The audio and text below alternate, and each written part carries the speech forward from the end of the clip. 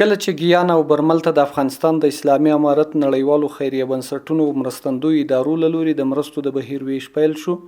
دلته یو شمېر هغه خلک چې په څنګلورو ولسوالیو یا هم نورو ولایتونو کې اوسېدل د مرستو د ترلاسه کولو لپاره یادو ولسوالیو ته لاړل. دوی چې کله مرستې ترلاسه نه کړي نو له رسنیو سره په خبرو کې وویل چې ګمارل شوې کمیټې ورته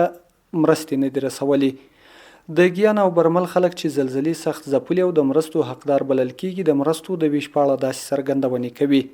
نور دلته انشاءالله په ښه ډول راسي چې کوم غمجن دي شهیدونه شوي دي کرینه وړاندې دلته په ښه بشریزه طریقه سره راسي. مرسته چې کومه راځي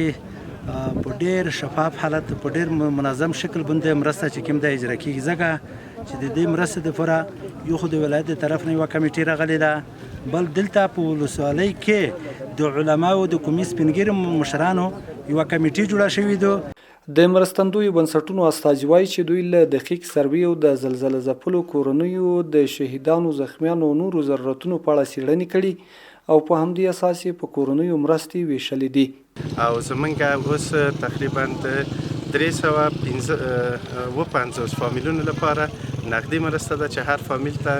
د $140 معادل خدمات یې راکوو او زمونږ د انټرنیشنل انجوګانو کوردینیشن میټینګ دی، په هغه کې موږ شرکت لرو او په هغه کې ساحې ویشل شوي دي. اوس فعلا چې کومه موږ جینټ سروې کړې ده د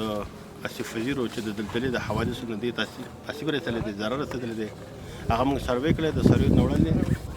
وروسته بیا موږ څنګه کوو دغه فکر ورته توضیح ورکوو. د پکتیکا ولایتي ادارې د بیلابیلو ریاستونو د ولسوالۍ ولسوال امنیه قومندان دیني علما او قومي مشرانو څخه د جوړې شوې کمیټې غړي وایي چې دوی مرستې تر مستحقو خلکو رسولې دي. موږ هر څه چې کوو که توزیع که سروي که هر څه انشاءالله په مشوره باندې مخ ته ځو او ولس ته پوره اطمینان او ډاډ ورکوو چې د موږ مرستې کاملا شفافې ویشلې کېږي. د یادونې وړ دی چې تېره ورځ امیر المؤمنین شیخ هیبت الله اخندزاده د علماو سترې غونډې ته د خبرو پر مهال د پکتیکا او خوست زلزله ځپلو سره د لازمو مرستو سپارښتنه وکړه.